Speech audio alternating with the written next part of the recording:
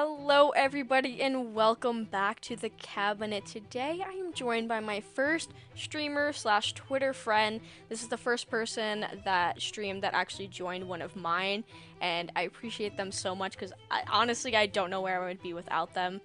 So, without further ado, today I am joined with Kino. So, please go ahead and introduce yourself. Hi, my name is Rxkino, or Kino just for short. I'm Promo on a Twitch. streamer. Yeah, promo on Twitch right now. I am a Fortnite esports player for Team Gold at the moment. I Hey. do live streams on Twitch of my tournaments and my practices, as well as different variety things. So, but yeah, no, I'm super glad to be here. You got me like kicking my feet when you said like I was your first like streamer friend and all that stuff. So, You yeah. were. Yeah. It's the But first yeah. person that besides like the random viewers that stop by, but the first person that actually like spoke to me on Twitter, and I was like, oh shoot, they stream too, and then we joined in. Like I think we joined like one of each other's streams, to just be like, hey, what's up? I'm here. Yeah. No, But it was and it now was we're here. fantastic. Yeah, now we're here. Like I literally wouldn't have thought, and it's been like what, 4 months since that all started? Yeah, I think so. Oh That's shoot. actually insane, right? Oh Yeah, my because it's god. March now, so That's nah, that something about that don't sit right with me. that Just is crazy though. And look actually at is us crazy. now. We got our little community and everybody. I know, it's fantastic. I'm so excited. I'm so happy to be here. I'm so glad to have you because my first four episodes are the people that I talk to the most on, Twitch and Twitter and everything. So, like, that makes me so Mhm. happy. That's why I chose you guys for, like, the first four episodes because, like, you guys are, like, the people I speak to often and, like, who have actually been there for me. So, like, I'm freaking hyped. But today, guys, we're going to be talking about writing because both of us write a bit. You write, creatively, or do you do, like, a combo of things? So I like to go more of the creative route because like Yeah. if like academics is really restricting when you think about Mm-hmm. it, right? Because like nobody wants to write an essay about why why I need to change the world with X, Y, and Z. Yeah. I'd rather write about how someone is in a murder mystery with Yes, I someone love else. that. It's so much more interesting, Of right? course, yeah. And just like a bunch of different other stuff. I like fantasy or like science fiction and things like Mm. that. Like the most recent book I'm reading is like, oh, I love dystopian titles. I think the most recent book I was reading was The Electric Kingdom, which I think is a dystopian book. I Yeah, needed. see, that's a weird thing about me is I'm a writer that doesn't read. Oh no, I get that. Like, okay, when I It's say the my most recent ADHD. book, when I say my most recent book, I haven't like opened that book in probably months. So Okay. I mean, like sometimes I have to read, right? But I Yeah. don't really read, like fiction all that often. So, I mean, but yeah, I can read my stuff and like my friends because I like to like edit their stuff and I'm always curious. But there's something about because like that keeps me engaged to sit there and kind of edit their work. When it's just mhm. sitting there and reading, I'm like, shoot, I gotta go do this. Wait, did I do this? Wait, hold on. Like, it's Exactly. so hard to get into it. Yeah, no, for sure. And it's like your brain feels like it'd be rather doing like a million different things other than what you're Exactly. supposed to be focused on. And then it's just kind of like procrastination, procrastination, procrastination. But with creative writing, for me at least, it's way different. Yeah. Especially like you can just sit there and dive in. Like, I mean, I have sat there and typed up a 20-page script in like 30 minutes just for That's fun. no, you're superhuman. That's that ain't normal. I'm gonna be honest with you. Everybody says that That to me. They're like, what the but hell? but also that's passion. Okay, You that's just get straight up into it. passion. You get an idea, That's and true. if it like all of a sudden starts making sense and everything's like coming together, you're like, oh my god, I gotta keep going. I can't stop now. I gotta keep going. Exactly. Oh, and then if you get an interruption, you just like want to throw a chair at somebody. It's Yes. so Oh bad. my god, it's so obnoxious. I'll actually yell at like I still live with my parents, so if my Mhm. mom comes upstairs, interrupts my like train of thought, I'm like, get out, leave, please, stop. I'm in Yeah, the I can't do zone. this right now. Exactly, because I can easily get out of the zone. Like right now, if you were to change topics, I will forget what we were just talking about just now.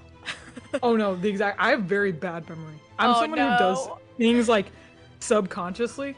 Like I will lock doors subconsciously, and then if somebody's trying to like get in, I'm like, oh, why's the door locked? And I'm like, wait, you probably did that because you were the last person to touch the door. So Same. Oh my I god, get I really do bad it. like that.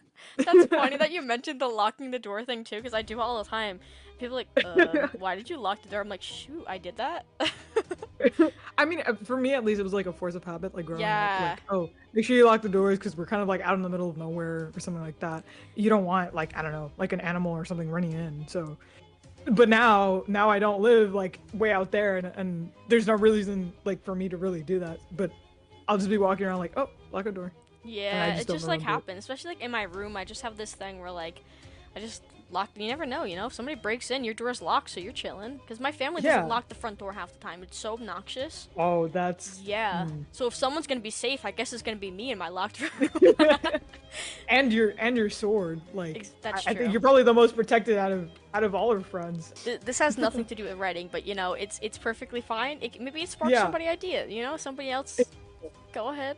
I have this like shower curtain rod in like right in the front of my closet in case anybody were to come in, and I literally practice with it in my room like it's a Oh my freaking god. staff. Look, I'm outing myself so much right now, but it is so much fun. Like I twirl things now, and people are like, "Whoa, how'd you do that?" I'm like, I don't uh, practice in my room with a shower curtain rod. No. Not at all. I'm completely normal. I Yeah. don't do anything Hey, out of the ordinary. I'm prepared. You know. Exactly. That's what it comes down to. They're gonna be looking to you to protect them, and then yeah, Exactly. and then what? Yeah, I Bad got at me you for with my protecting little them. curtain rod. It's okay, See, now I got the sword boom. to do that with. Exactly. That's an entire like story. I feel like you can make a story out of anything. Like that's a story idea right there. Literal story arc right there. Going Exactly. from You know, shower curtain rod to a katana. Got him. boom. That's like some anime level like stuff. Like, I and it's freaking love original. that. It's original. Exactly. It's original. What are they gonna get? You didn't steal anybody's idea. The idea was formed here. Like we have proof. So, you know, with this whole writing thing, Yeah, yeah.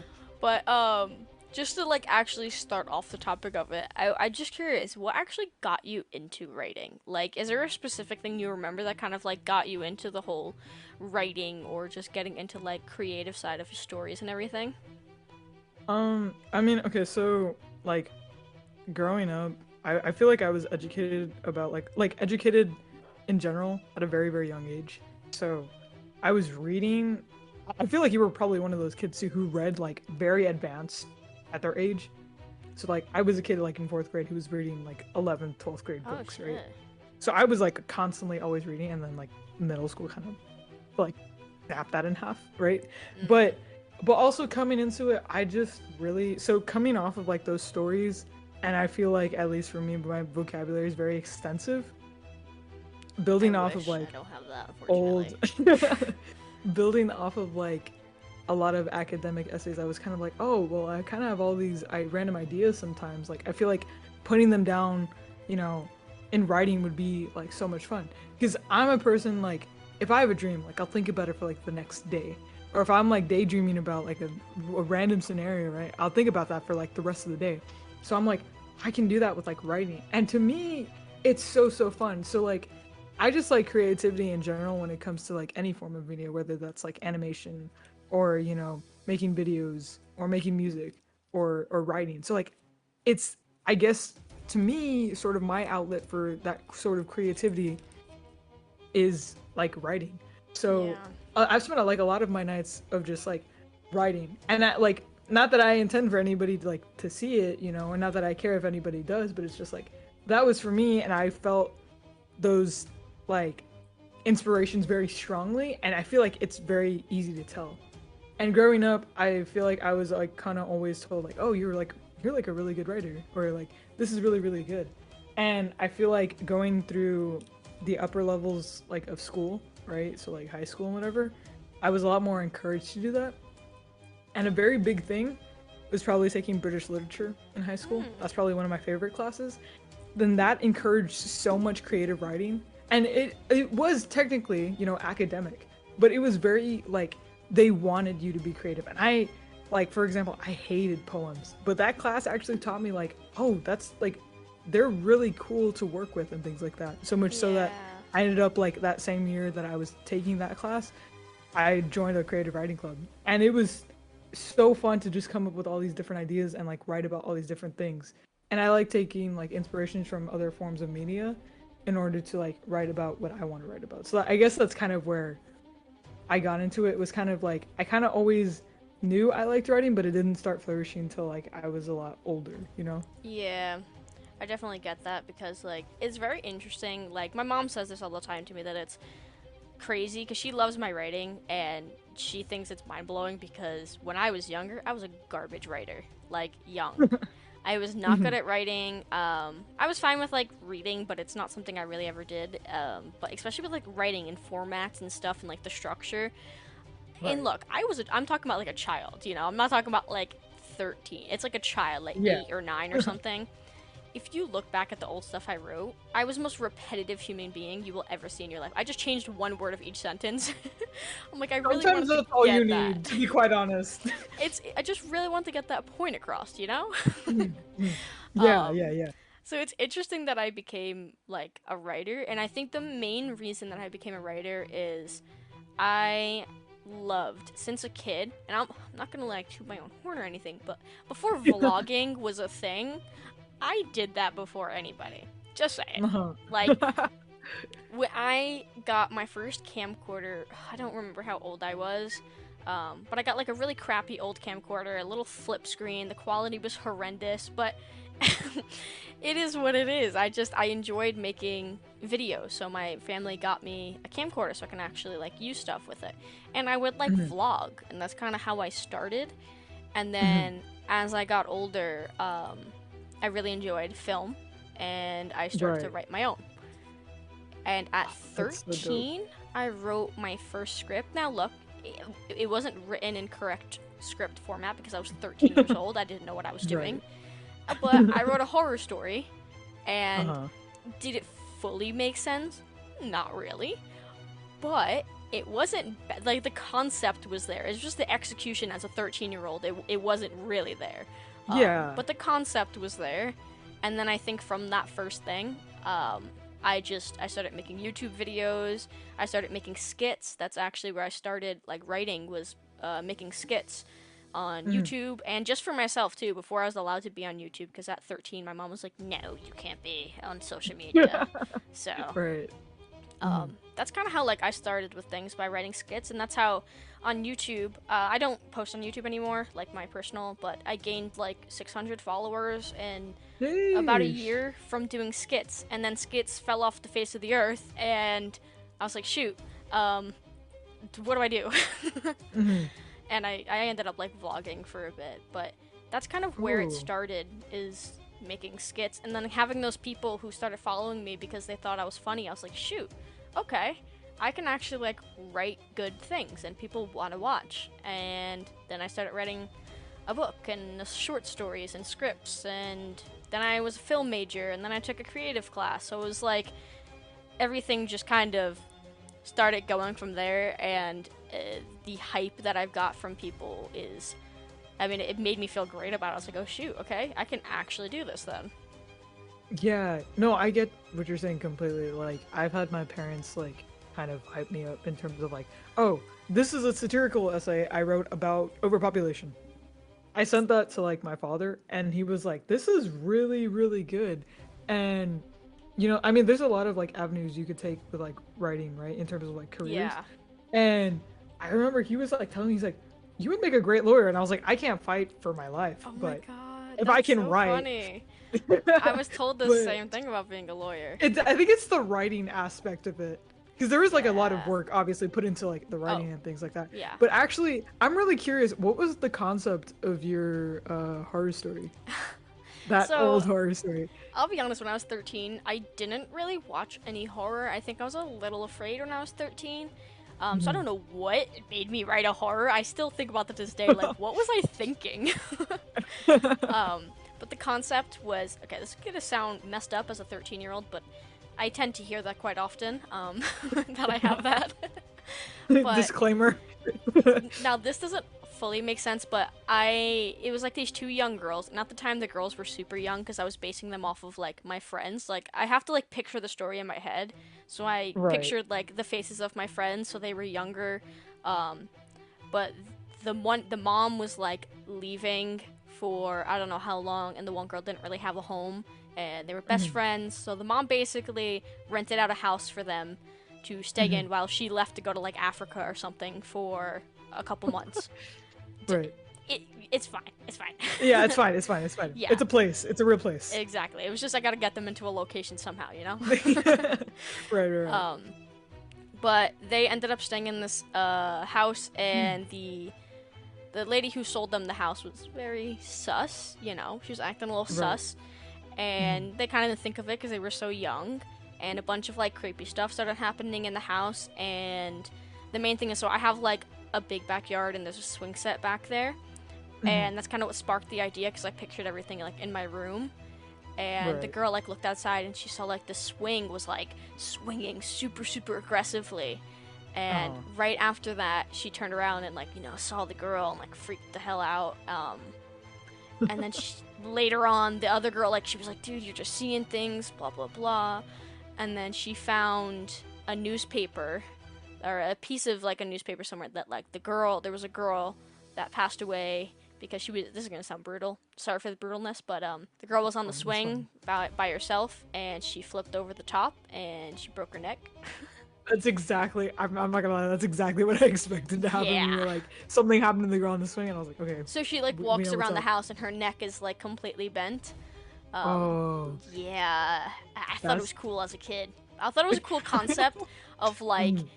on the swing she like flipped over and like died on it, and the swing was like the cursed thing. I don't know. Mhm. But basically they get like tormented by this girl. That's really like the main premise of the story, and at the end they think they like got rid of her by like killing it, but it's not real, so it never actually went away. Ooh. And that I mean, it might sound better me talking about it. It written looks a lot worse. I need the manuscript. I Oh need the god. manuscript. It's literally like on a Word document from like Oh my 2013. god. It's not like the indented paragraphs. There's no paragraph spacing. It's just one long. I don't know. I've seen people write like that. That is just like one long paragraph, no No, I indentations, and it like can't. it makes me like recoil in on myself. And I'm like, Yes. why can't you just it? It takes like 2 clicks. Yeah. It takes like 2 clicks of a button. Please, just do it Actually, at for my 13, I sanity. did it. It's all broken up. Thank It's you. like in an almost script format, but like a really stupid looking script format. That's better than what a lot of the 13-year-olds without basing their paragraphs are doing today. So thank you. Yeah. Thank you to 13-year-old you Good for job, doing that. 13-year-old Dana. But yeah, that was. Do you remember the first story you wrote? The first story I wrote, I don't really know. Maybe I want to think maybe like as a kid like you come with like stupid little books, right? Yeah. I think I did one and it was like about like Yoshi or Toad or something like that. Like a Mario. I don't remember what it was about. No, it was about Shy Guy. It was about Shy Oh Guy. my And I like god. illustrations and like it was hold on. I'm like trying to remember. It was like a research field guide to like a Shy Guy That's with so funny, though. illustrations and like all these like made up lore that I obviously didn't have like access to the internet as like a tiny child to actually figure out what was going on with an actual Shy Guy. This had like, and it was like the normal printer paper with like these big drawings and like Oh my small words on it. god. And it was about it was like a sizable amount of pages. I remember like having to staple it together, front cover, back cover, everything. I think that was like the Damn. first story, I guess. Then That's maybe funny though that it's freaking Shy Guy. I know, and it's like the most random thing too. I don't know. I don't know why I would even write about like. But if you're talking about like actual story, Yeah. um, If you remember I'm trying it. to think. If I remember it, I want to say it was probably like. I'd want to say probably when I was like 13ish. Oh, Too. okay. I think it was like based off of a dream, and it was like supposed to be scary. I think it was about like these two like werewolf children. I don't really know to be quite honest. Werewolf I don't really children. remember. I don't really remember. I just remember involved like werewolves, and that was about it. I'm not too Man, sure. I sound like a messed up kid, huh? My first story is a girl snapped her neck on. She snapped her neck and then is like troubling people. She's torturing people with her bent neck. Exactly. Jesus Christ, I sound like there's something really wrong with me. I mean, there is, but like, we don't need to get into it's that okay. here. It's just the creative, okay? Like I think about this sometimes. I'm like, like, do people not think of like people who write like murder stories like think that somebody might kill somebody, like the author might kill somebody? Oh, they do. Like, yeah, because I feel like I think about that from time to time, but I'm like, it's fine. Because like I wrote a short story. It was okay, it was probably okay, I want to say short story because it was classed as a short story. It was a 30-minute read, 8,000 words, Okay. 16 pages. I was like the best thing I've ever produced to date. Yeah, we don't Sherlock need to Holmes talk story. about the things that I write that much because people are genuinely concerned when I get like, because I get excited, right? Because it's a writing idea, so I get excited. Yeah. And I'll have like my boyfriend be like, "Why are you so excited about like murder?" I'm like, "No, it's the No. story. The story is." You don't get it. I have the inspiration. I can write a good, compelling story. Exactly. That doesn't mean I want to go out and do it, and I'm excited to do it. Yeah, but it's I'm the excited to concept write and- about it. Exactly. Like it could be a good story. I'm not like, yes, murder. It's like the story could be cool, you know? He just looks at me Yes. like, what the hell's wrong with you? Yes. That's actually kind of like, so in the short story I'm talking about, we had to like write about like, it was a Sherlock Holmes story that we had to write about. Like it was an assignment, right? And we had to just do it from the perspective of like Dr. Watson. Okay. So it was that, so it was about like they got called to this farm and this guy's wife had gone missing on the farm, and there's 3 other people that rent out the farmland, you know, to live on, right? And yada yada yada. I'll save you like the majority of it. But basically there's 3 people that live on the land besides the farmer. It's the farmer, it's actually no, it's 2 people. It's the farmer, and then it's a textiles worker who like works, because like the farm has sheep and stuff, right? So they use like the fabric, the wool and whatever there to like make fabrics. And then there's a writer that lives on the land.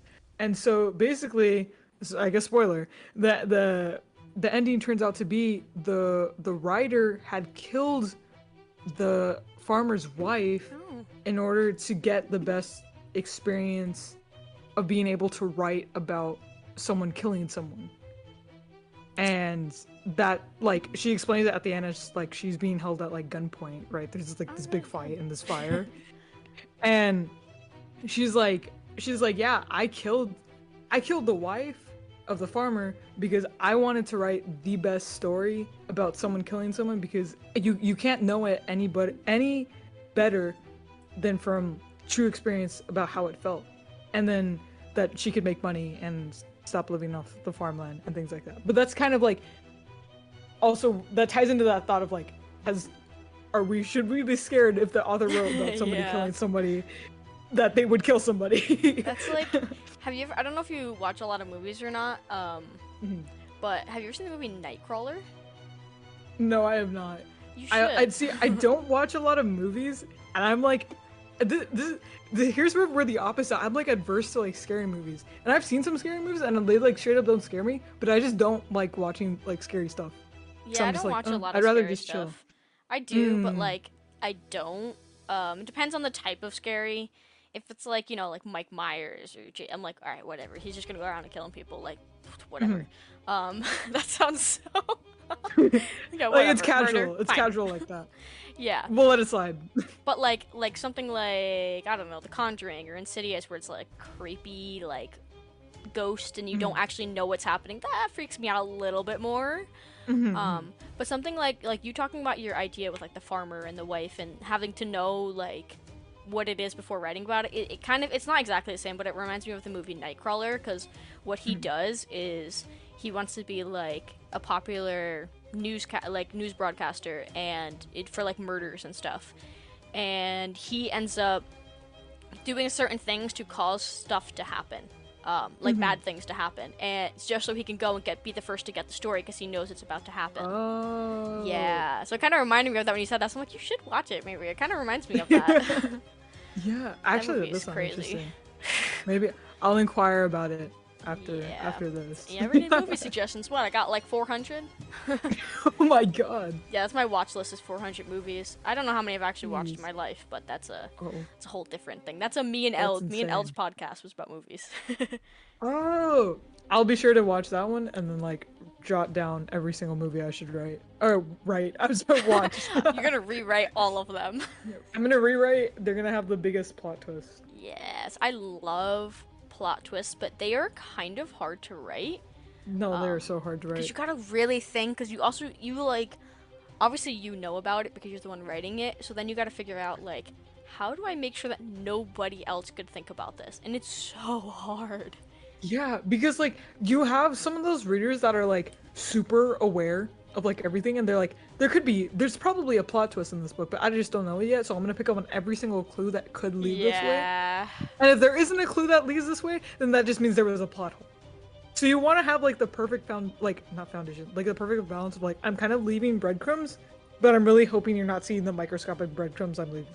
Yeah. You know what I mean? I love that though. That's my favorite thing about it's hard because I always refer things like what movies because I watch a lot of movies, but even in like writing, I really want to be so like okay, here, writing for movies. I write for a lot of movies, and scripts and everything, and one that I'm making is very, very simple. It's kind of like I want it to be a scary movie, but I want it to have those oh my god, something's about to happen, because you know like those generic things where like people who like open a mirror in a bathroom and they close it, something's behind them.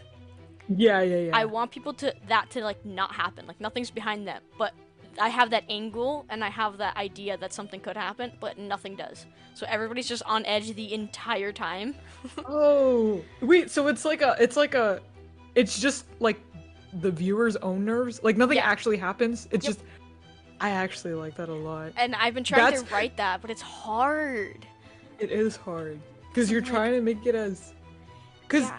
the thing is, it might just be like, I feel like the issue that you could see with this is that it's just getting like repetitive, like, oh, nothing's gonna happen, nothing's Yeah. gonna happen. Okay, so nothing's Something gonna happen. going to happen though, like at some point. Something is gonna something- happen. Yeah. But Yeah. it has to be something that's super off guard. Like, or I want to Yes. do like a thing where there's things in the background and you can only notice it if you're paying attention to those things and be like, wait, no, something is gonna happen. There's something back there. Yeah, and I feel like that's the biggest difference in writing in terms of like for literature versus writing a movie is that the thing is you have to take in consideration for at least like a movie slash film is that you have to consider the actual visual of yeah. it, because obviously if you're writing a book, right, you're only going to include certain aspects of like your surroundings, right? If you're going to Yeah. say that Timmy is walking down the street, there is a red ball next to him and he's holding an ice cream cone, right? And Timmy really likes his ice cream cone. The thing that you're gonna notice is that the red ball is the only thing that doesn't play into Timmy's entire focus, which is the ice cream cone. So for the author to bring up the red ball, that's like, well, why is that there? There's no relevance unless it's gonna be relevant later. Exactly. So like authors are not gonna include stuff into their literature if they don't have to. Like if they're setting a scene, that's fine, but they're not gonna include it unless it means something later on. When it comes to film, the thing is you can include like a million different things, and unless you're very explicit about the way showing don't tell, in terms of like, say you have a camera angle, right, and it's a person walking off like into the third set, and the majority of the shot is taken up by like an object, right, and you focus on that object for like 3 seconds, all of a sudden that object becomes relevant. Yeah, exactly. So it's like, it's completely different because there's a million different things that can be going on in a film that you have to focus on one, versus in literature, it's kind of just going to jump at you and kind of signal, if you're paying attention, like, this is relevant because it's not relevant to anything else going on. That's You know what I true. mean? Yeah. That's what like is so difficult. The only reason I'm making that film is just because I think it would kind of be funny. Because it's very like, you know, I'm not actually like I'm going to do things in the film, but like I just think it's almost poking fun at like horror movie stereotypes and stuff. So it's Oh, like yeah. but it's still gonna be creepy like the entire time. It's supposed to keep you on edge the entire time. I want to catch everybody off guard, which is what is so hard because you have to think about like how everybody's gonna view it. Like everybody views something differently, so it's like, okay, how do I make something happen that freaks everybody out but nobody expects it? Like that's impossible. Like someone's gonna expect it, somebody somewhere. Yeah. But I think it's as long as you get the majority, Yeah, because that's what there's I'm always trying going to to be do. like I'm those like, few of people. exactly. There's some people it never gets to. That's like, with plot twists. I am a big writer on, like, I write thrillers. That's my thing. I love thrillers because it's my favorite thing to watch movie-wise, and it's just my favorite thing to write because I love to play with characters, and I think that, like, in a thriller, especially, like, if you have, like, a villain in a thriller, it is so fun to, like, mess with them because Oh yeah, for you sure. mess with their personality, like, the entire time, and that is so fun to me because you can literally, like, I write a lot of sociopaths in my writing, and not to say not anything against anybody or anything. I'm not like promoting anything like that. I'm just saying to write the character like in one of my films. One actually I'm in the middle of editing. I haven't touched in months because of streaming. I love his character. Yes, he is a psychopath. Yes, he is, 100%. But he is fun to write because he actually genuinely cares about his children. Like, Yes. he cares 100%. Like, he, even though there were times where you think maybe he might have killed his children, he does care and is trying to care. But if they're getting in his way, then he's struggling between, like, what he should actually do. Like, that is my child. I do not want to hurt my child, but, like, they are getting in my way. And I think it's just so fun to play with, like, that emotion that he has because when he's talking to his kids, like, genuinely, he cares. He's talking to them like normal people because he genuinely does care. But then, if they get in his way with things, you can see he's a very planned guy. Everything he knows what's going to happen next. You know, he's like one of those characters where he just kind of knows. He's very smart. Right. Everything is planned very, very well. So as soon as something happens that is slightly off of his plan, he freaks out a little bit, but in his own way. Like, you could see the slight freak out on his face, like the panic. So then when that happens, and it's one of his kids that does it, it's like what emotion, what part of my brain do I follow? Like, he's got, like, the psychopathic tendencies, but then he also loves his kids, so it's kind of like what do I do? Like, they just messed everything up. Like, what am I supposed to do? And I freaking love, like, playing with that kind of emotion because I know my characters now, like, the back of my hand. We're on our second movie with this storyline, and I can't wait to, like, make this into a book because there's so much I had to leave out because I can't actually go and record. Like, I can't go and do a bunch of things unless I have, like, a set, or there's some stuff, like, I had to leave out because, like, you can't, like, bring weapons even though they're fake weapons in public because you'll freak people out. Right. So, like, that's something I couldn't really do. Even if you have a bunch of lights and a camera and a crew, the people will still get freaked out that it's real. So, you can't do that, unfortunately. So there are things like that I had to leave out. So when I go and, like, write this book now, I mean, I know these characters. Like, I can write their dialogue like it's my friends. Like, that's what I love, though, about... I'm a big person on writing characters. It's my favorite part about writing stories is I love characters, development, and everything like that. Oh no, same for sure. I actually, such a big part of why I love writing, and it's the very, and I tend to do this a lot because it's like I don't have like the full fleshed out idea in my head. Is I'll have that like one little scenario, and usually it's a very dramatic scenario, right? That is like what hooks me, and then I'm like, okay, so that's the middle piece. I need to figure out what started it and how that's gonna finish. So that's how I started off, and it's like I absolutely love beyond belief to write emotional scenes because at least for me it almost is like therapeutic in a way because it kind of provides an outlet. Because I don't know if this has ever happened to you while writing, but to me, if let's say I'm like writing about something going on, right?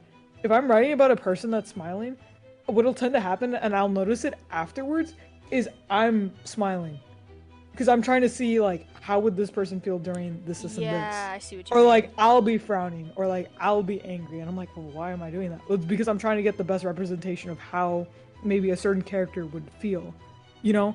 And to Yeah. me, that's very fun because like you have to have a certain understanding of emotions in general, to be able to portray that in a person that isn't you. Because you're trying to project that onto somebody who, say in the story, doesn't really understand, emotions that well, or who has like hyper awareness of emotions. So I feel like writing characters is so much fun, and having that Yes. dialogue and contrast. And also you were like talking about like you were talking about like writing characters in general, but I have a lot of fun, and I think this is why a satirical essay was so fun for me to write, is kind of writing from the perspective who's not necessarily like good, who's kind of like, bad, and Mhm. kind of having that kind of like outwardly like you kind of don't have to, because like say you're writing about like a hero or like a generically normal person, it's not as, to me at least, it's not as fun to write that dialogue. Like, okay, like it's kind of normal people stuff, right? That's kind of like the Yeah. majority perspective. But when you start writing about like a villain or somebody who's like evil, who's somebody who's kind of like more on the darker gray spectrum of like a white, gray, and black, right? To me, it's so much more fun to have that perspective because you get to add on layers of like, why does this person think this way? How is Exactly. person B going to react to this situation versus how person A would react to that situation? So, at least for me, writing like villains, and especially with that short story I was talking about, it was very fun seeing how diverse and different the dialogue was between, a character that's like morally classified as good versus one that's morally classified as like bad. And to me, it's so fun that you kind of get like, it's not fun that you kind of have to get into that headspace, but it's an interesting thing to step into the perspective of someone who might Yes, see I this way, agree. when in actuality, like you completely don't think that way at all, but it's an interesting viewpoint. Not that it's a fun one. Well, writing the dialogue is fun, even if it's not necessarily like good things that that person is saying, but it's a very interesting headspace that you get into while writing those types of things. So I absolutely love writing emotional scenes because it's Yeah. like that's where full vocabulary, that's where I'm being descriptive about every single little thing. That's where I'm throwing in the tiny details that the reader is going to have to remember, later. Exactly. That's why, like, see, I'm going off of the film that I just filmed and wrote because it's the most. It's also my favorite character. I freaking love him, and not okay. Okay, wait. I don't love him. He's not a great guy, but I Mhm. just think that it's an interesting concept where like he seems like he would in the first film, right? He seems like he would be the good guy. He's just like Mhm. a normal dad, but you Mhm. can see what specific things start to trigger him, what things he doesn't like Mhm. said, what things that bother him. So then you get his personality, and then so now if this was written in a book, this would just kind of, get as you get like towards the middle of the book. Now you're like, okay, he's gonna get triggered by that, or he's gonna freak out because of that one thing. And I think it's interesting because you watch like this person who, I mean, he's not a great guy. He's definitely not a good guy. But you're looking at him and he does care. So when you have a moment where, like, just say, this doesn't happen in my film, but just say his daughter had, like, a gun pointed to her. Like, you're Mhm. sitting there now thinking, I know he likes his kids, but they keep getting in the way. So now what part of his emotion is going to, like, step in front of him? Is it going to be that care for his children or the care for what he wants? Because Right. that's what I find so interesting too with like characters like that is you don't know how they're gonna act because there are some villains that just care less and you can pick up on that instantly. Um, Mhm. but for someone like him, it's like he does care. Now, does he go about it in the right way? No, he doesn't go about Right. it in the right way at all, obviously. Um, but I think when you know like the background, so the background of that story is that like he doesn't feel cared about by his children. Like he never did. He always felt like no matter what, the mom got all of the love, kind of. Right. Right. And it's interesting. This is a little personal thing, but I've noticed that with a lot of my books, a lot of times the dad ends up being the villain because in my household, my dad's not the greatest guy in the world. He's not a villain, Right. but Right. he's got some things to him.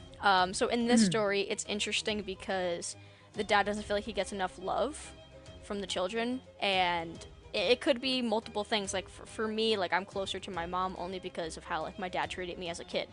So it's kind of like that. I feel like rubbed off on this film, where like you don't get to see it, which is why I want to write a book about it because I want the background to come out. But you don't get to see it. But as a writer, I know the background. I know that the way he spoke to the mother was never great, and the kids resented him for it. They don't hate him, but they resented him, which is why it feels like the mom gets more of that love. So he basically, he doesn't kill the mom, but he takes her like out of the picture, as in he takes her away and kind of leaves her in like a room. He does give her food and all that stuff. Not great stuff, but you know, he does do some things. So you can tell that like in that first movie, he just wants to feel loved, which is kind of sad when you think about it. But you can't feel bad for those characters sometimes because it's like, look what you're doing. Like, Yeah. you can't, like, how do you feel, like, you understand that, like, he just wants to be loved, but, like, you're literally taking their mom and isolating her in a room away from them, and you're making the kids feel bad now for yourself. So it's just, like, those characters are just so interesting, too, when, like, you can tell that they actually do care, but then they do these insane things that, like, when you see it, you're like, that is so extra. It's like, yes, that is extra. That's just Yeah. how he is. Like, I don't know how else to tell you that. Yeah. No, and I think the thing is, like, when it comes to writing and things like that, you have to and I feel like this is where a big part of psychology plays into it, right? Is the thing about like different types of writing, right? Like if you're writing for a kids show, right? You're not gonna say like, this is okay, this is the hero Derek, and this is the villain Cindy, right? Cindy does XYZ and Derek saves the day, right? They fight, Derek wins. Which you're not gonna mention in the kids, like you're not gonna write like Cindy has a troubled past and this and this and this. And I feel like it's so important to have the humanization of villains because that just makes them feel all the more real. Yeah. Because it like as tough as it is to say this, but like that's exactly how like real, you know, like killers and people like who hurt other people exactly are. Like of course it's not to the exact same extent, but the thing is like when you're characterizing a villain, you're not just going to make them completely like, oh, I'm bad all the time about every single little thing. The thing is they're going to have certain aspects to them that could be, you know, appealing to the average person, right? If you took all the bad stuff away and you're just left with like some of the more humanistic parts, that might be appealing to a person. But having that humanization of like, oh, you know, they like to take care of their plants because their mom always taught them to, you know, take care of the world. But then they're like torturing someone in another room, right? You're not gonna think, well, like, hold on, that them taking care of a plant and like raising things very carefully is not gonna, you know, outdo the fact that they're torturing someone, you know, in their closet, right? And I feel like having that multiple dimension of a character is so important because not only does it provide, you know, more characteristics, right? Because I feel like having a lot of characteristics to a character, not an overabundance, but just a good certain amount helps have the reader a truer understanding of the character. And I feel like it's so important to have that because if you don't have a fully fleshed out character, then your story isn't going to be as good. If you don't have, like, of course, there doesn't have to be, like, an exact reason for everything that goes on in the story, but having that character with motivations can drive a lot of different plot points in your story, which makes the story a lot more interesting, but it just also makes the characters, like, going back to that last point of, like, having them, like, a lot more fun to write.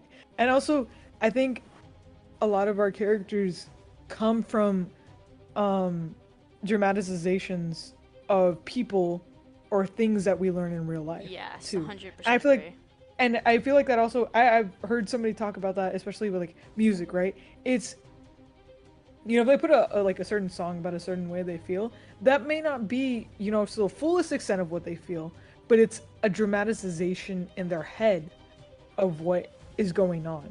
And I feel like that's a lot of like what stories are. There's like a certain manifestation of like, this is going on in my life, so I'm gonna include a character that may be going through the same thing or is in reference to a certain person in my life of person X, right? And they're similar to character Y, in my story. So I feel like a lot of our stories and characters are built up from our own experiences and the people that we have in our lives, which makes them, at least, but the thing is, the reader won't ever know it, is it makes it a lot more personal and humanized to us. And I think our job as like writers is to portray the best, like, how do I say this? The best way of, this is my perspective on the character that you may not have, because right, we know everything, like Yeah. we're omniscient, right? So I'm trying to give the best humanization to a character that I know is bad, but because I know everything about them, I can't really have, like, I can have a skewed viewpoint, of course, but I'm going to humanize the character or provide, traits of a human in order to provide more dimension to them. And I feel like that's super important. Yeah, I know. I definitely agree with that too, because like it just like you're saying, adding like that humanization to even like villain characters. There are some um stories and stuff where there is none of that to people, and they just kind of do what they do for fun, which is Yeah. something that I struggle to like get into because Hmm. I'm gonna relate to a movie again. But have you ever seen the movie or heard of the movie The Strangers? I have not, but you can describe it to me. It's literally okay. In my opinion, I know this is a very liked movie, so anybody who is listening to this is just my opinion. Okay, I think it comes into like hand in hand with like what you were talking about with like adding that humanization to people. It is more appealing just because you can like I don't want to say like it's hard because I don't want to say that like I feel for like a villain because that sounds bad, but like Mhm. that there's a human in there, like there's something in there. Yeah, yeah. It's like the I don't want to sound bad, but that's the best way I can put that.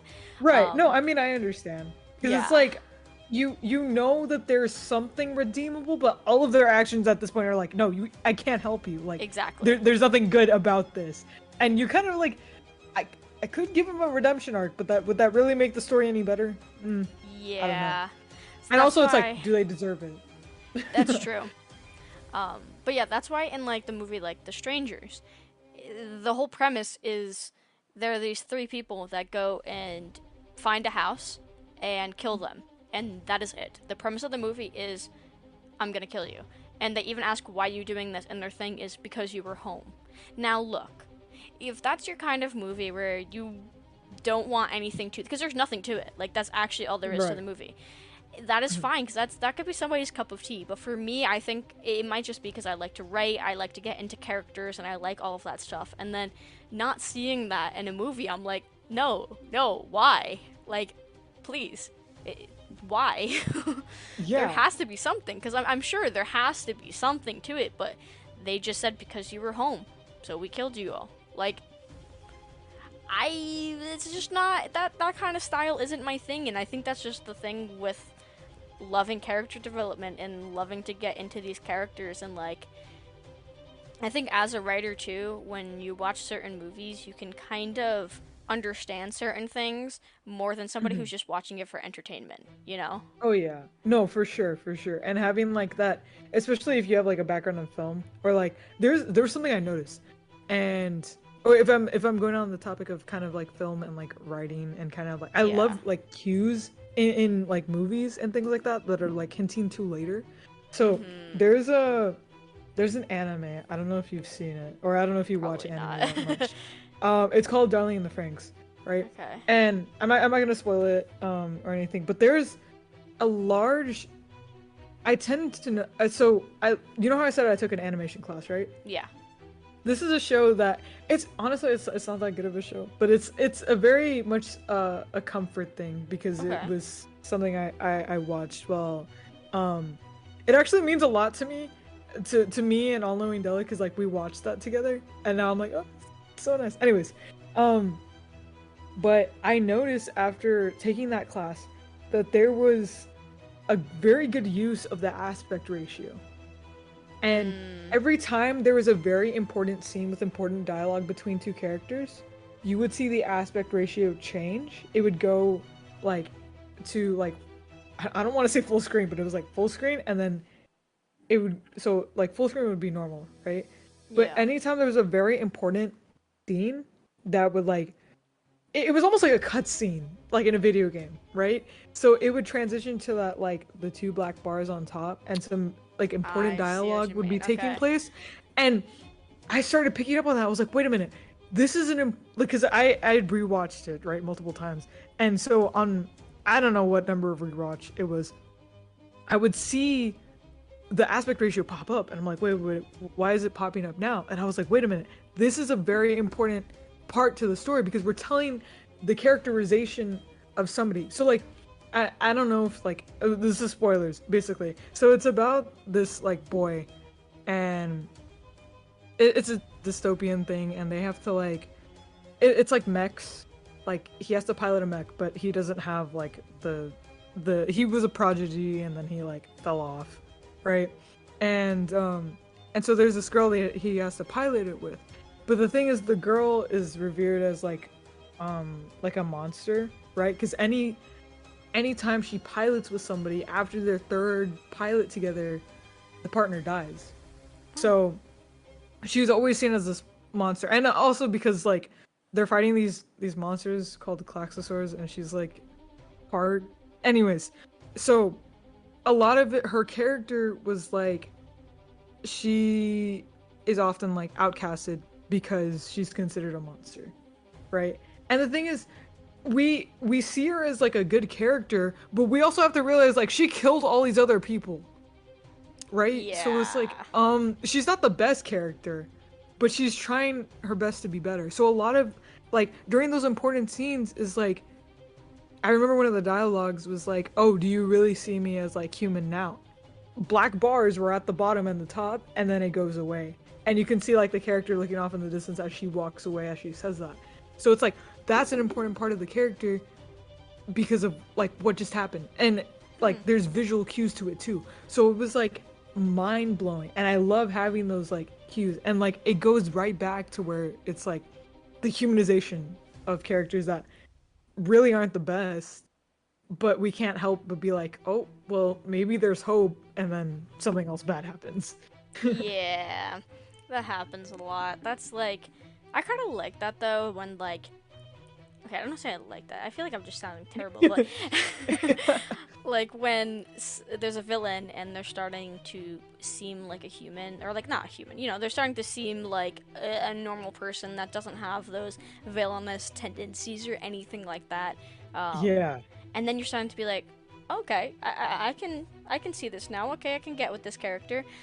And Hmm. then they just out of nowhere do They just something do again that is something. similar. I think that's really interesting though to the character, just because it's Hmm. like they have a certain point where those tendencies are going to come out and nothing can change that. And sometimes it just happens like that. Like if Yeah. in real life too, like you were triggered by something, you can work on that all you want, but Hmm. it is the most difficult thing because if you're in the middle of working on it and say something happens again that is similar to it, or something that is like exactly the same just happens constantly, like how are you ever going to get over that if it continues to Right. happen?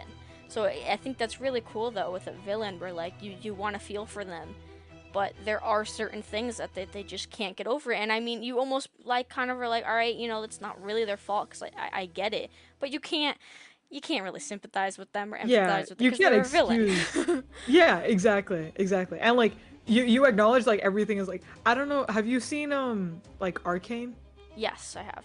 Okay, Silco. I feel like Silco is a very well written character with a lot of dimension because he was bad, but he had a lot of humanistic qualities to him. Yeah, no, I can definitely see that. I feel like that's a lot of things with some of them in that show. It's interesting because you've seen them like interact as like just normal people, but then Hmm. they go out and do what they're doing. Like it's kind Yeah. of I mean, there are some in that show that like they're just kind of straight up villains that they don't really have Yeah. like. But no, I totally see where you're coming from. Yeah, and it's just I love just writing that sort of dialogue and coming back to the characterization is just it's so important because then it's like you said with like the strangers like there's like it's just like a big Yeah. why are they doing this where I that's the biggest thing that I like writing about and also just as somebody who studies like psychology and things like that it's a big thing like well why is somebody doing this? What are their motivations? What have they experienced in their past that is making them do what they're doing now? Or what is their goal in the future that is making them act this way? So, for like, if it was a movie like The Strangers that I watch, or if it was The Strangers that I watch, right? And there was no kind of like other thing than just, oh, we wanted to kill you. That, to me, like, and like you said, like, no hate to if it's anybody's cup of tea. But for me, that's like super unsatisfying because it's like, no, there's Exactly. something. Like, the realistic point of view is, yes, there is something that happened. You just are not explaining what actually happened. Yeah. Because realistically, like, the most likely outcome of a reason is, like, not just because they wanted to do something, but there's probably something prior in their life that happened that they're doing something for that. Um, like serial killers, for example, right? So, like, if you take like a male serial killer and they murder like a certain type of women, like I read about this randomly. I don't. This is not. I feel like I look so weird saying this, No, no, but no, it's you're like, fine. where it's like, oh, okay, so like this guy is murdering a lot of the same people who have like blonde hair and brown eyes, and they wear this shade of lipstick. Well, that person may be killing those women because it looks like reminiscent of their mother who abused them in the past and abandoned them, Yep. right? So in that person's head, that's that's their revenge. They're getting that kick off of killing their mom over and over again. But in Exactly. reality, it's Yeah. just anybody who's looking like them. So I feel like just to say like, oh, I just killed just for no, that's like there has to be a deeper meaning to what you actually did than just like, oh, I did it for fun. Because then it's not as like you can't explore the idea, Yeah. in like a writer's perspective. You can't like if in my short story I was just like, oh, I just wanted to kill the kill. That doesn't make as satisfying and intriguing as a story. At least to me, it becomes a lot more unsatisfying, especially to write too, because Yeah. like then you're just right like, you know, person A killed person B because they just wanted to kill. Yeah. And then what else do you write about after that? Like, okay, they went to jail and then the end? Like, no, it's not as satisfying to write about and also in my perspective to read about.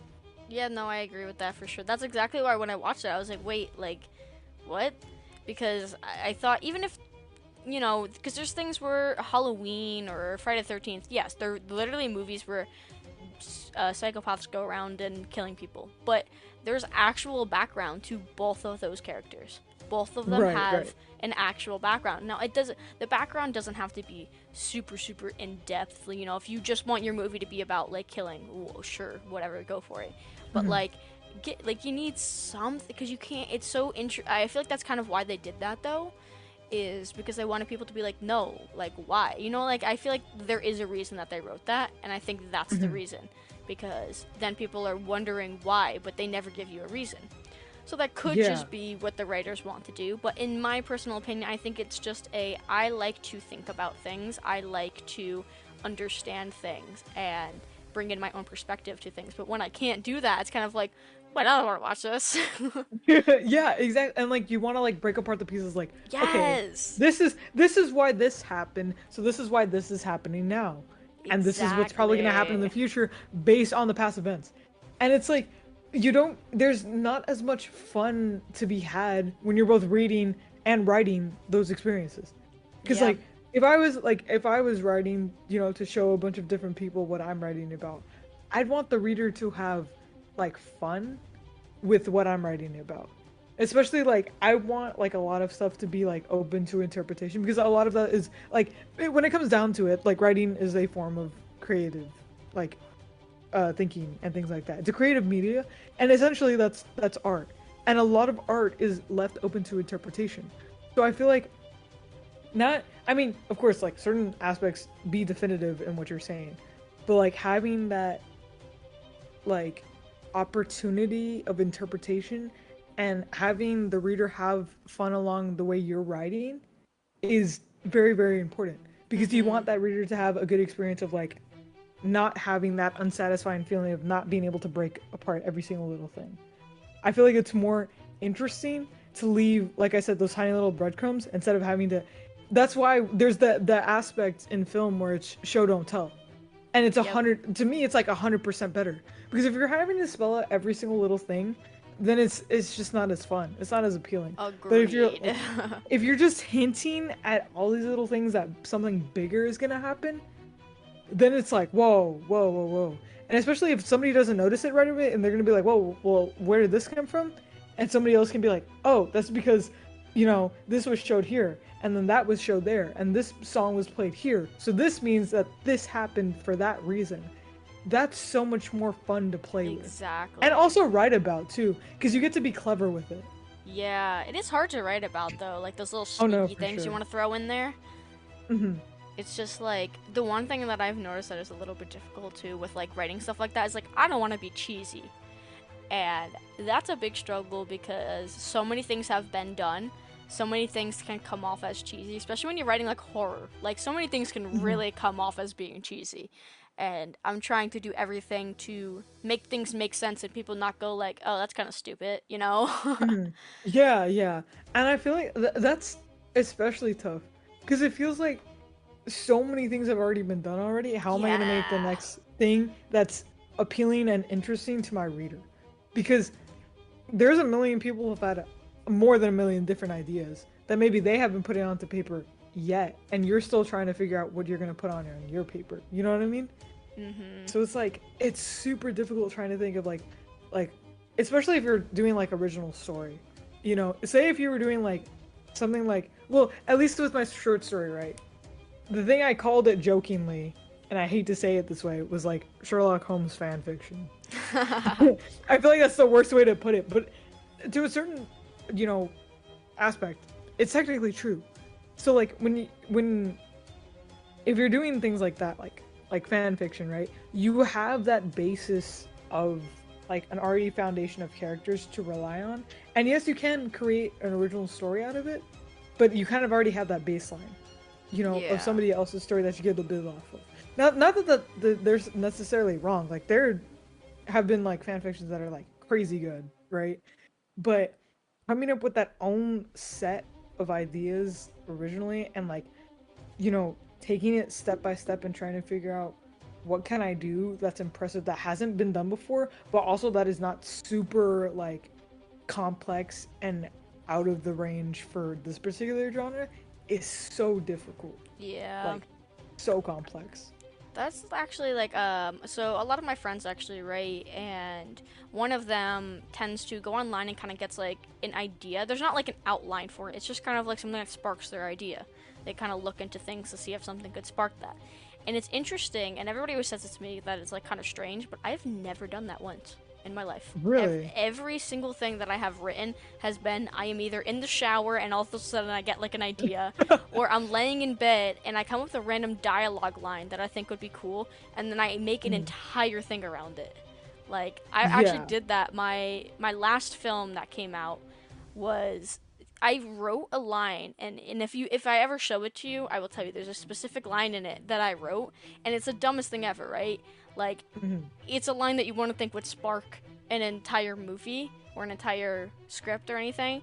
But for some reason, I was like, you know what? I'm gonna write something with this. And then I made a Mhm. beginning, and then I slowly put that line in there, and then I made it to the end, and I ended up filming Mhm. it.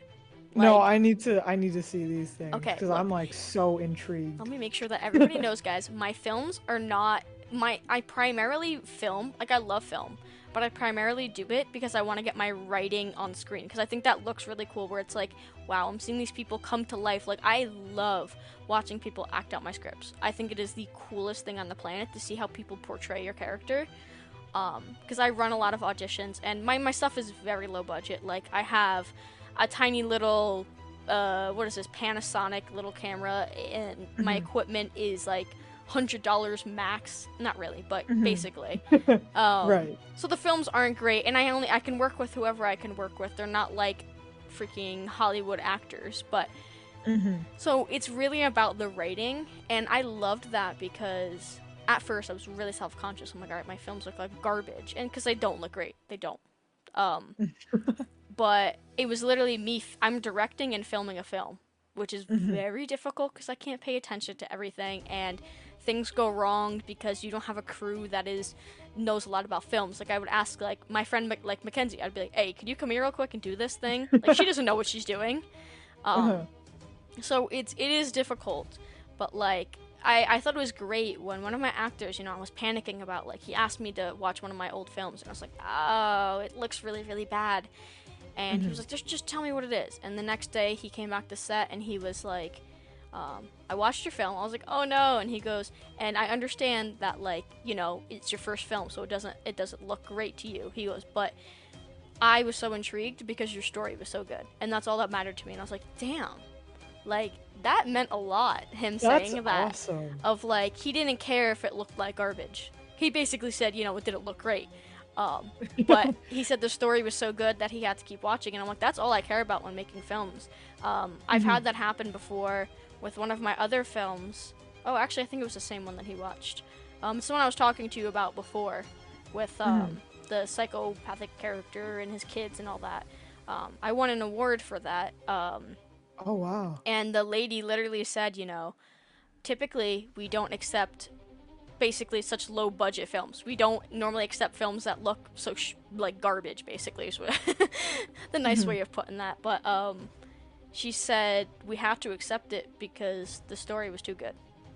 And I That's was I'm like, so eager to watch these things. You have no idea. and it's crazy to me though because like I know my films don't look good, but I really love that people talk about my writing because that's what means the most to me.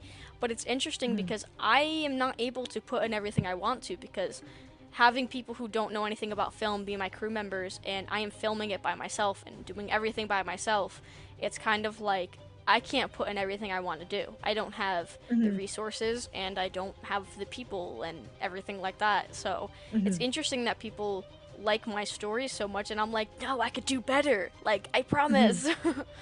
Yeah, but I think like the recognition that you get for that is already so like good. Like It feels great to having hear that. yeah. No, and like this you talking to me about this, right, is so intriguing to me. Like you keep bringing up these different points about this different story and I'm like, okay, well, after this I'm going to be like, "Hey, let me watch. Let me watch. Let me watch."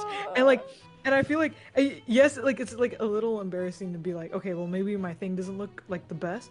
But I feel like that's like you know, I feel like that's saying a lot if the visuals are not the best, but the story far exceeds that like you have people handing you an award to tell you like, yeah, we don't really do I this, but was like this was so good. shocked though. That was Yeah. my first film I ever made. It was the first actual story that like I put work into, and I'm sure if you go and watch that, you'll look back at it and think the same thing as me. Like, okay, here's a lot of things that could have been changed. Like, I think the dialogue is garbage, and it's not great. If you watch it, the dialogue is not great. But the progression to we have now a second film that I'm in the process of editing. I think the Mhm. progression is like so noticeable. Like once this film comes out in like April or May, I'll probably end up sending it to you just so because I'm talking about it. Please, Um, please, I I think will the watch. progression, especially with the dialogue, is like for myself, I am much more happy with this film. Not how it turned out because this film was hell, but I think the dialogue was so much better than it was in the first one, which makes me a lot happier because I'd rather people see this one than the other. How long were you shooting this new one for? Oh God. Well, it was supposed to be a weekend, but somebody, not to name names, but it would be myself, um, wrote a little bit too much to do in a Uh-huh. weekend. So we added an extra 2 days, and we couldn't get everybody. So I Hmm. had to work around everything, and I had to get rid of a bunch of scenes in my script and rewrite the script on the spot the day of filming. Oh boy. Um, so that's why I'm like, not everything is the way it's supposed to be, but you know what? It's recorded, and that's all that matters. Um, Mhm. but we technically recorded, I would say, for 6 days. 6 days? Wow. Yeah, and Yeah. I've tended to notice like the it's so funny how long the shooting process takes, and you're like, Oh my god, it's it'll take ridiculous. like a week or like literally 3 something years, and you're like, yep, okay, that's the best 3 minutes we got. Yep. Time to do the rest of like the allotted like hour, or however else long it's gonna take. And it's like it's so long and it's so draining, but it's like the Yes. final product is so good. See, that's the thing is when you do all of that work and put in all of that and your final product isn't even close to what you thought it would be, it is a little heartbreaking because it's like Yeah. I put in so much and it just didn't work out. Like, yes, we have the footage recorded, but it didn't turn out well, and it does suck. That's why I'm always so hesitant about sending people any of my films because so much has gone wrong. My first film, the audio is coming from my camera, even though I have an expensive mic, because the person who was recording was like my ex-boyfriend at the time, or my Hmm. boyfriend at the time. He didn't know what he was doing, so the Hmm. levels were recorded way too low for me to even use for the film. So something like that, I'm like, damn, I don't want people to see this. But Hmm. at least when people mention the story, I'm just like, you know what? I'm happy because that is exactly why I make films. Is because I love seeing my stories out there. If I could, if my friends love to act, I would tell them to come here right now and act out all of my scripts. Just because I would love to see it. Yeah. No, I think especially like I said, for your story to completely outweigh, visuals really does say something. But I think a large portion of what it is, especially with writing, is like, did I get that point across? Did I get my entire vision across? And are Mm-hmm. you going to be as excited and as amped up as I was when the idea was first conceptualized and to where we are now? Because the progress and the process is insane, because scripts alone, script slash writing alone, you're always having to go back and like, wait, I think I should change that word, or like, the sentence kind of doesn't really make sense here, like, or maybe I should word it a different way, or like, this doesn't come off as so and so being angry. This just means like somebody's sad. So I feel like it's so important to kind of acknowledge that there's so much like in the process, going on. And Mm-hmm. that's what makes it like super tough. And actually, like, a lot of the reason why, like I said, like I write writing is like to do very like emotional dialogue, or just writing dialogue in general is very like, how do I say, it just makes me very excited to do it. And like you were saying earlier, like seeing like people act on it, like I've been told, as part of like my whole voice thing, like I should be a voice actor. I've actually thought about like doing that, because like to me, I've been in like theater before. No, I'm not a theater kid. um but like to me, like that stuff's really fun, because it's like that it goes kind of ties back to like the whole creative process. Like it's just fun to me, and am I able to convey correctly what is supposed to be, and am I getting the reaction I'm expecting to get, you know Yeah, that's always cool too when like you have different people. So like when I run auditions, I have, 30 different people reading my script, and watching the different perspectives is very interesting. Like how people perceive the character, because when you send the script to them, you're not sending the full thing for the auditions. You're sending 2 pages. So they hmm have no idea the background of this character. So to see how they perceive the character's behavior, I think is so interesting. I try to give people like a little bit of a background, but hmm some people I think just read it the way that they perceive it, which is really cool to hear those different. Like I absolutely love it. I think it's the coolest thing. I love running auditions. I hate saying no to people, of course, but hmm I love running those auditions just to see how this character can be perceived, because I think that is so cool, honestly. yeah. And I think like in general, like having anybody portray any character is like so fun because like Yeah. there's like things I've written down like say I like turn my short story into a movie. I'm like, is this person gonna really portray exactly how I picture in my brain how this person They would normally be? don't. Yeah, they normally don't, and I feel like it's kind of hard to have that like such a high set of expectations. But it's like it's just so fun because you're like, this is this person or what's close enough to them like in real life, and it's so cool because you're like, oh, like I did this, I made this character, and this is the closest thing that I could probably have what is in my head being tangible, and that is Yeah. so fascinating to me. That's why. That's literally. I used to act. Mm. Hopefully nobody ever finds those videos, but luckily nobody actually. All right. Anyways, but I personally, I think I liked acting because I really liked to get into a character. This is like a thing. I feel like we're just talking about characters the whole time, but it's honestly like my favorite thing about writing. You know it is. Um, so I thought it was really cool to play somebody different, like somebody that I don't act like. Like I've actually played a character before that I act like, so that was honestly really fun, just because it's me but a little amped up, which I Right. found enjoyable because it felt natural to me. I'll never forget it too when I did one of my lines where it was me being really pissed off and I was yelling at my boyfriend in the film. And once I was finished, what really sucks about it, it was me behind the camera saying like the shot was on him, but Mhm. I still acted out everything behind the camera, Right. and the camera's cut, and two of my friends were on set, and they started like bowing down to me, and I was like, what? And they were like, oh, that was really good. And I was like, oh, thanks. And then they turned the camera on me, and I couldn't do it again. It was so unfortunate. It was the anxiety. That's why I stopped acting. It was the anxiety was getting too much, and it sucked to, like the director telling me how good I just did, but the camera wasn't on me, and then they turned it on me, and I couldn't even remember my lines. It was like, I can't go through that. I don't want to let people down, and like, all of that Mhm. stuff. But it was fun, being those characters. Like, if you ever have a script, me and Mackenzie act it all out together. Oh, I'd do it. that See how sounds we like perceive it. oh my god. That sounds like it's so much fun. Me and And Mackenzie act same out my to you. scripts all the time. I will act out your script. I do That would not be care. really. That would be so cool. Yeah, we just have a day where we do that. That'd be great. You're just yeah. It kind of ties into me being like, oh, voice acting, because like it like I said, it ties into like the story aspect. I get to play somebody that I normally don't get to be, which also kind of ties in with like streaming stuff. I get to be more of a complete person that I'm not already am.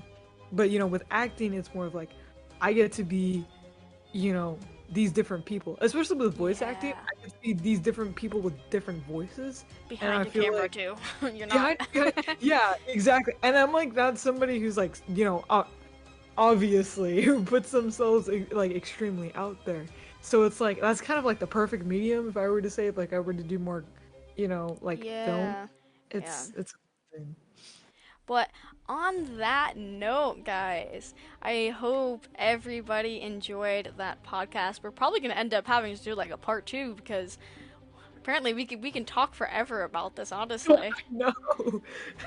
I'd be so down to do part two because everybody else on the stream, I am sure you guys have heard this by now if you're listening to all the episodes. But all of us have talked about doing a part two so far, just because we have so much to say, which I Mhm. love. I'm so down for. Oh, I'm absolutely down for it too. Awesome. Yeah. Well, thanks for joining, Kino. I really appreciate it. Of course, of course. I'm super excited Yeah, to we had like some see when it good comes out. talks. For sure, for sure. But thank you again for everybody listening, and thank you again to Kino for joining. I will catch you guys again next week, and thank you for listening. Then you kind of think like, oh, like what am I doing wrong now? Yeah, That's like you what's start to gotten me. overthink it, and it's just like, oh, it's clearly something that I'm doing wrong. When in Yeah. actuality, it's probably not.